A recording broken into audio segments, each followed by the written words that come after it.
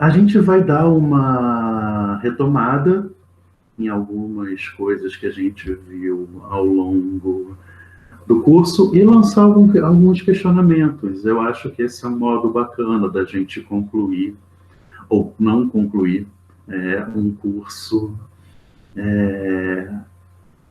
em uma área transdisciplinar de ciências humanas e sociais, tá? É, é um final, tá? É de fato um final, mas não necessariamente uma conclusão. E como toda novela que a gente assiste o último capítulo, toda série que a gente assiste o último capítulo, tem uma retomadazinha do penúltimo capítulo no início, e tudo se desenvolve a partir dessa retomada. Eu queria falar, começar essa não conclusão, esse lançamento de questionamentos, pela própria ideia de fim que a gente viu no encontro passado a respeito do Benjamin. Tá? O Benjamin é bom começar, foi bom terminar o curso com ele, é bom começar o último encontro com ele, porque ele é o mais categórico de todos. Acabou. Certo? A gente vive numa sociedade onde determinados valores acabaram. Tá? Patriarcado em crise total.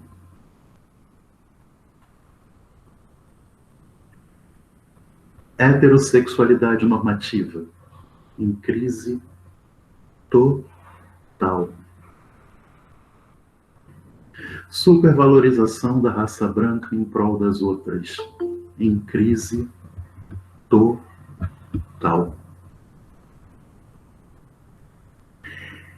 Com isso, a gente acaba ganhando um campo de forças impressionante e podendo fazer diferente. Claro que o tempo inteiro conflitando com aqueles saudosistas e nostálgicos que tentam o tempo todo resgatar valores já mortos, ou no máximo em declínio. Existe patriarcado? Existe patriarcado. Mas depois de toda a luta feminista, o patriarcado não é mais o mesmo. Esse patriarcado que a galera mais reacionária tenta resgatar, tenta implantar, nunca mais vai ser o mesmo. Heterossexualidade normativa, depois da luta gay, ela nunca vai ser a mesma. Por mais que ainda efetivamente exista isso, é uma heterossexualidade normativa que necessariamente leva em conta toda a resistência homossexual, bissexual e demais. Embora na mente das cabeças mais reacionárias, tá, haja essa ideia de que a gente pode resgatar valores que já acabaram. O mesmo pode dizer a respeito da supremacia da raça branca.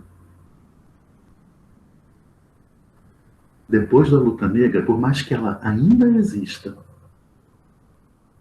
não é a mesma.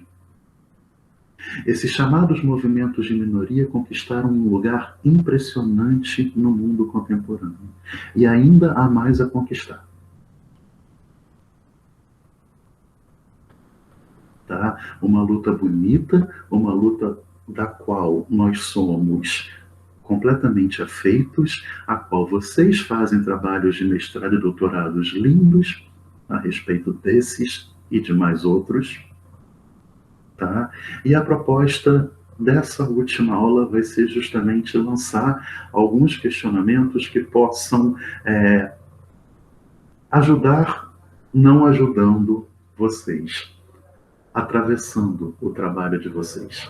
Tá? O velho pegar carona nessa cauda de cometa, a partir de uma coisinha que vocês estudaram no curso, que tocaram vocês, vocês vão poder pegar uma carona e fazer um trabalho lindo de final de disciplina, tá?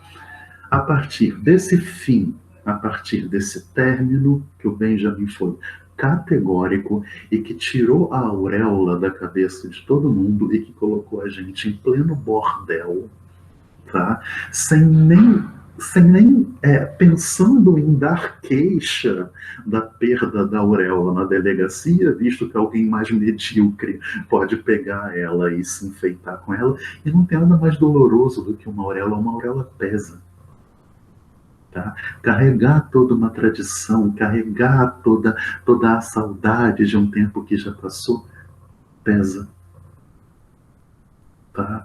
A melhor coisa é a gente deixar ela lá na lama e se enfiar dentro de um bordel. Tá? Então vamos lá. Algumas coisas que eu selecionei para tratar com vocês, que a gente viu a partir do curso, para a gente depois ver em que isso pode ajudá-los.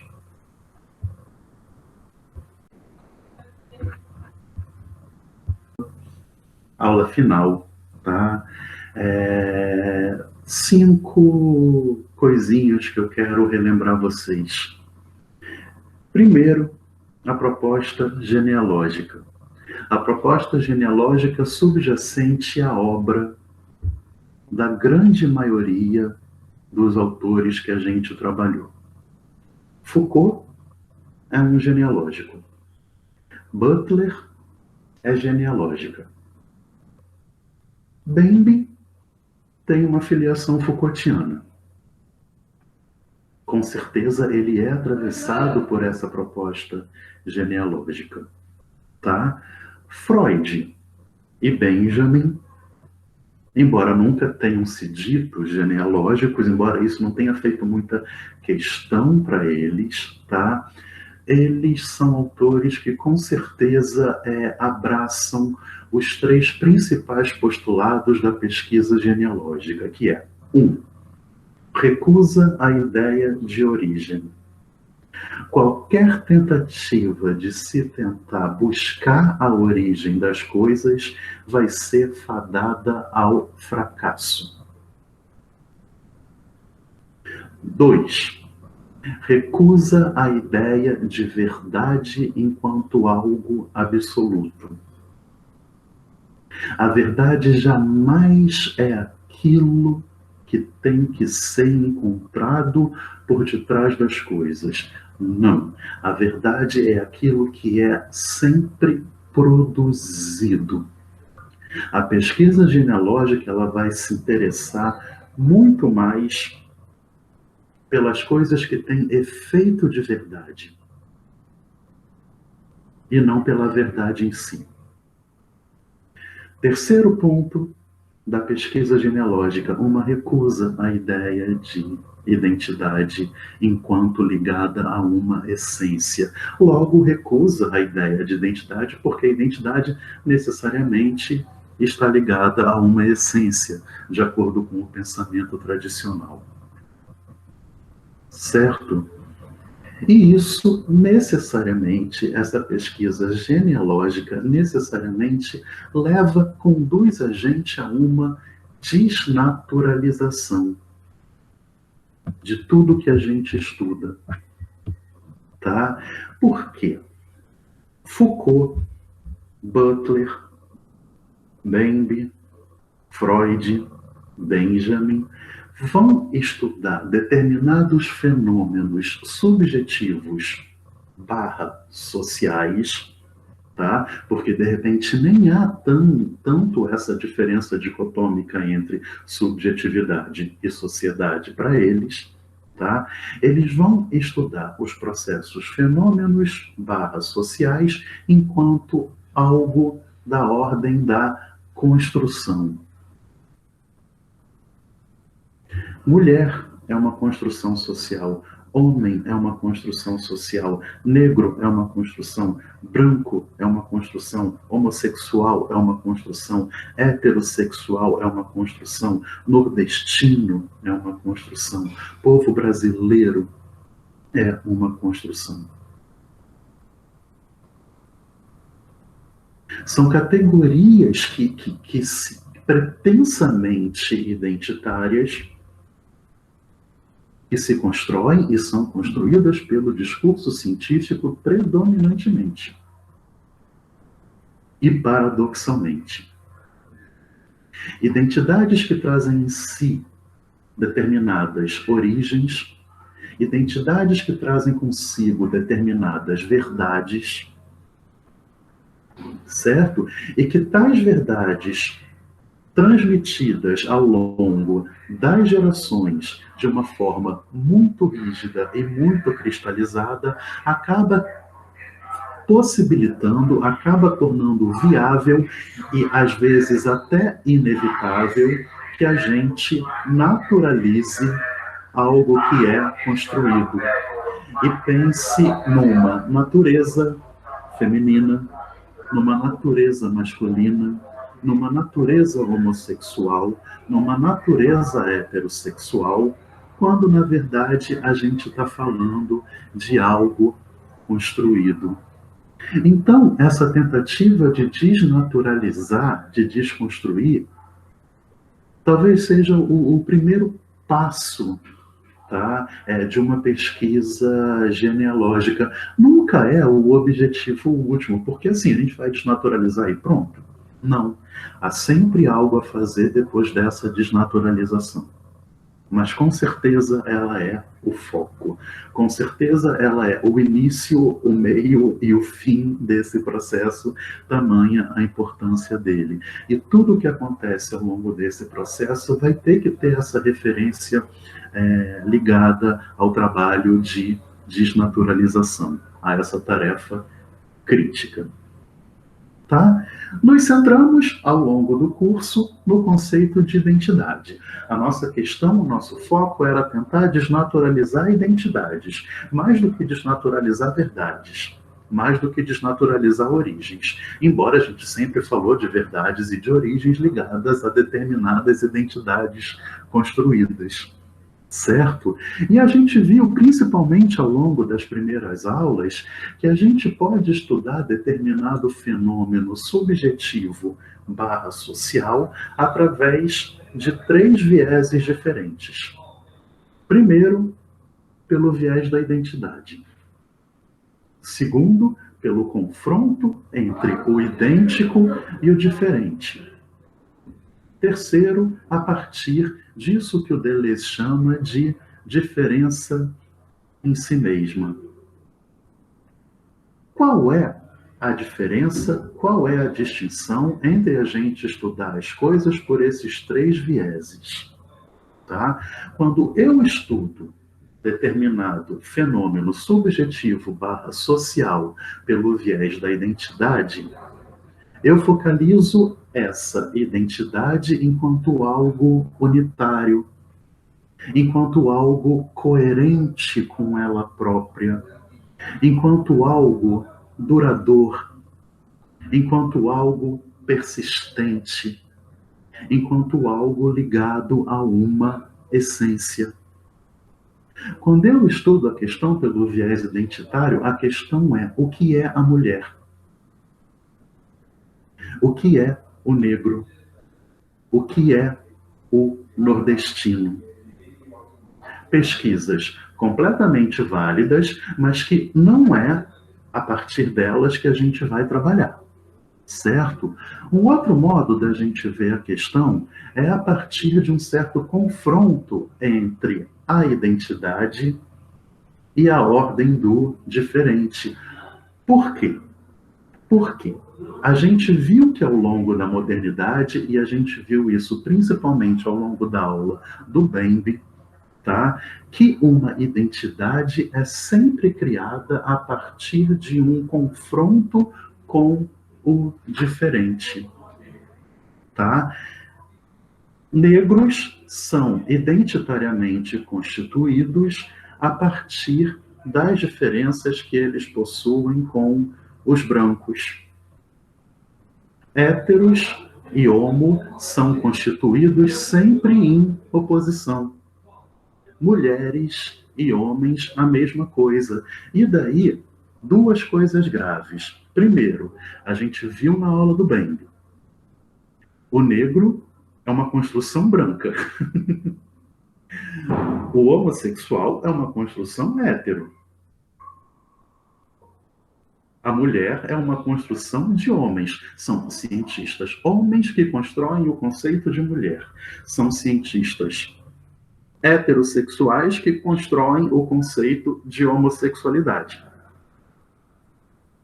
Tá? Foi a Europa branca quem construiu o conceito de negro. Então, daí surge uma questão. Tá? Como é que ficaria o estudo desses determinados fenômenos, desses determinados grupos, quando essa identidade é construída pelos próprios que são chamados de diferentes? Tá? Segundo ponto importante desse foco do confronto binário entre o idêntico e o diferente. Se a gente focalizar a questão por esse viés, a gente pode acabar caindo numa cilada que foi bem apontada pela aula do Freud, tá? De modo que eu só posso me constituir enquanto idêntico a mim mesmo se eu negar tudo o que em mim é diferente. Tá? A gente viu o exemplo dos europeus que só puderam se constituir enquanto civilizados, negando toda a barbárie que eles tinham consigo. E eles falaram: nós somos civilizados. E a partir da negação dessa barbárie toda, eles construíram os americanos, os africanos e os asiáticos enquanto bárbaros. Nós somos civilizados e eles são bárbaros. Fez-se o diferente. Mas o processo não para aí, porque o Freud vai dizer que isso que é negado, ou negado em si, ou negado em si e projetado no outro, aparece na forma de um Unheimlich, palavra através da qual ele designa essa ordem do estranho, barra familiar, barra compulsivo, barra inquietante, tá? Eu me digo civilizado, bárbaros são os outros. E, no entanto, foram os europeus aqueles responsáveis pelas duas maiores barbáries da história da humanidade, pelo menos dos últimos séculos, a Primeira e a Segunda Guerra Mundial. Tá? Então, trabalhar essa questão identitária a partir de um confronto com o diferente resolve determinados problemas se a gente analisasse só uma questão identitária, mas ainda assim traz outras questões, tá? Que, se não devidamente trabalhadas, passam a se constituir enquanto Unheimlich na nossa pesquisa. Tá? E a partir daí a gente lançou, isso a gente viu na aula do Walter Ives, a gente pode até chamar de uma metodologia de pesquisa, na qual não se focaliza nem a identidade e nem o diferente, mas a diferença em si mesma, e, consequentemente, a total impossibilidade de se fechar um conceito identitário. Aqui se estuda negros, mulheres, homens, brancos, nordestinos, sudestinos, enquanto sempre diferentes de si próprios, enquanto um processo que nunca se fecha numa determinada identidade, uma história não linear. Uma história que não leva em conta uma subjetividade, a constituição de um sujeito, a constituição de um indivíduo, a constituição de um grupo, mas que focaliza em si processos. Processos que estão sempre se diferenciando e se modificando. Eu, Ricardo, enquanto pesquisador, prefiro esse último método de estudo. Eu acho ele menos ilusório, tá? E eu acho ele menos arriscado de dar algum efeito colateral um pouco estranho para a nossa pesquisa, tá? Como é que isso tudo tem que ser feito? Com cuidado, tá? E a aula do Foucault serviu para colocar a gente com o pé no chão, certo? O Foucault é aquele que vai tratar da questão do cuidado de si e de uma resistência possível nesse mundo, nessa sociedade, certo? Para o Foucault, o poder não é repressivo, não há uma repressão social necessariamente. Ou então, pelo menos, não há apenas uma repressão social. O poder não é apenas repressivo, como se alguém reprimisse a nossa sexualidade e quando a gente acabasse com esse poder repressor, a nossa sexualidade pudesse se mostrar da melhor forma possível. Tipo, não há um patriarcado que reprime as mulheres, ou melhor, a relação patriarcado-mulheres não é só vista do ponto de vista repressivo, como se a gente acabasse com o patriarcado, as mulheres estariam completamente libertas, tá? Ou a mesma coisa em relação ao negro com o branco e ao homossexual com a heterossexualidade normativa. Não, o poder não é repressor. O poder, ele é produtor. O mesmo poder que produz o negro enquanto oprimido, produz o branco enquanto opressor. O mesmo poder que produz o homossexual enquanto oprimido, produz o heterossexual enquanto opressor. O mesmo poder que produz a mulher como oprimida, produz o homem como opressor. Todos esses personagens que a gente estuda são produtos de um mesmo poder. Então, não adianta apenas resistir ao opressor. A gente também tem que questionar o próprio poder que constitui a gente enquanto opressores barra oprimidos o tempo inteiro. E nesse mundo, tá? Sem utopias do tipo, como vai ser o mundo quando acabar o patriarcado? Será que a gente vai resgatar a um matriarcado anterior que nunca existiu? Essa é uma visão saudosista, nostálgica, tá? Que o Benjamin falou assim, gente, as coisas acabam, tá? Quando acabar a repressão homossexual, a gente vai poder voltar a ser livre como era na Grécia? Quem disse que na Grécia a homossexualidade era livre? Quem disse que houve um matriarcado primeiro? Porque, assim, ou a mulher é uma construção social, ou, no tempo primitivo, houve matriarcado. As duas coisas não dá para a gente levar em consideração juntas, tá? Assim que acabar a opressão negra, a gente pode voltar a viver feliz como a gente vivia na África. Quem disse que negros eram felizes na África? Eram, não eram? Tá? Mas, de qualquer modo, é isso que é o grande paradoxo, tá? Da gente tratar o poder exclusivamente como repressor. A gente pensa que, acabando a repressão, tudo vai voltar a ser o paraíso que era antes.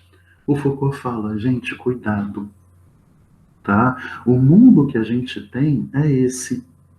Vamos cuidar de nós mesmos para resistir da melhor forma? Como é que a gente pode ser diferente? Como é que a gente pode resistir a esse poder tão capcioso vamos se cuidar, tá? É isso que o Foucault traz e o nosso curso foi sobre isso. E eu queria fazer uma homenagem à aula de hoje, porque agora começou a obra, o síndico já brigou com um entregador aqui na porta, já passou o carro da sucata, agora está passando o vassoureiro, depois o vassoureiro vai voltar a passar. Enfim, isso daqui está parecendo, eu estou parecendo aquele com a aureolinha na cabeça, no meio, ó, no meio da moderna Paris. Eu vou deixar esses barulhos como estão, porque fazem parte. Tá? A vida barulhenta, o Benjamin ensinou para gente, ela é muito melhor do que a vida pacata, do que a vida lírica, do que a vida interior. Tá? Ao invés da gente tentar se proteger dessa modernidade, apesar da gente tentar se proteger, ao invés da gente tentar se proteger desse barulho todo, a gente tem que se jogar nele. E quem sabe se apaixonar, tá? E eu acho bacana terminar o curso com pensando nessa possibilidade de apaixonamento, tá? Comecei a aula com o Benjamin e vou terminar a aula com o Benjamin. Comecei a aula falando do fim da modernidade e da perda da auréola, tá? E vou terminar falando de um outro poema interessante do Baudelaire que o Benjamin analisa, que é o poema da Passante.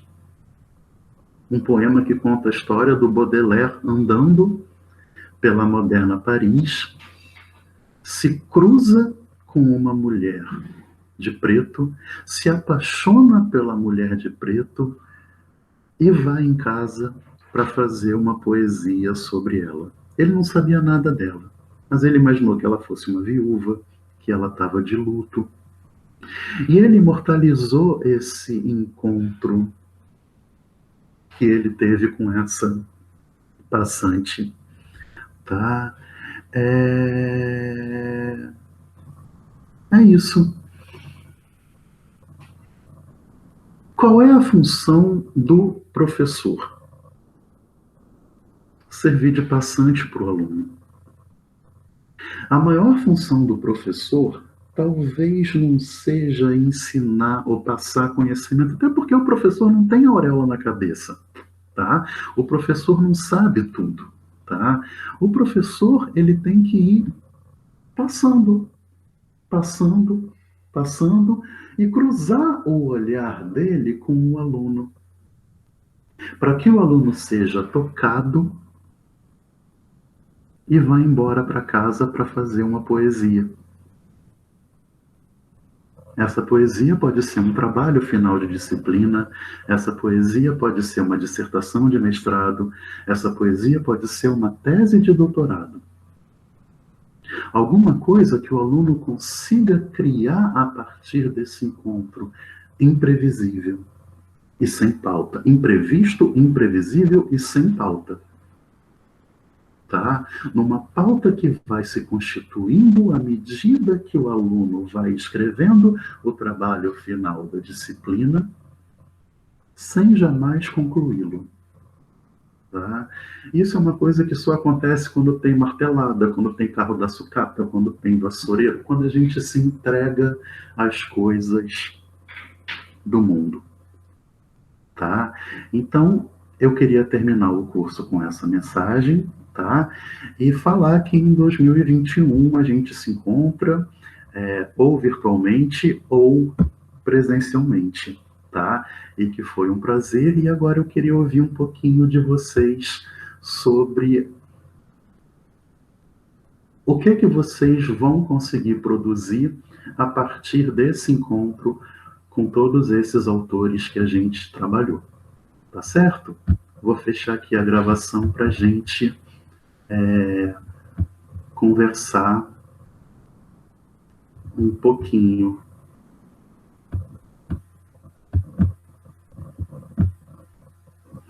Tá certo, pessoal. Agora vocês estão me vendo, né? Então, beijos para todo mundo, tá?